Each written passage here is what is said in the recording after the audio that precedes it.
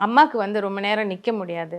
So 2 hours மேலே ஆகும் தர்ஷனுக்கு அப்படின்னாங்க. ஸோ அவ்வளோ நேரம்லாம் அவங்களால நிற்க முடியாதுன்னு சொல்லி வெட்னஸ்டே கொஞ்சம் கூட்டம் குறைவாக இருக்கும். சரி அன்னைக்கு போகலான்னு சொல்லி அன்னைக்கு போனோம்.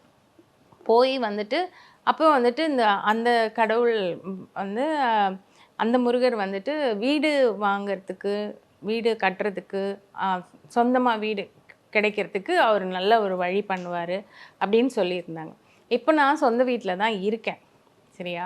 நான் என்ன வேண்டிக்கிட்டேன்னா, எனக்கு இப்போ வீடு வந்து நீ குடுத்து ஒண்ணும் ஆக போறதில்ல. நான் சொந்த வீட்ல தான் இருக்கேன். ஆனா என் சொந்த வீடு எனக்கே இருக்கணும். என் கைவிட்டு போகக்கூடாது.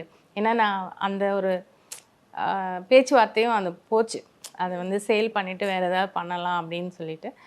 ஸோ நான் வேண்டுனது என்னன்னா, அது என் கைவிட்டு போகக்கூடாது. அது என் கைவிட்டு போகக்கூடாதுன்னா, நீ எனக்கு வேலை குடுக்கணும். வேலை குடுத்தாச்சுன்னா, நான் நிம்மதியா என் வீட்லயே இருப்பேன்.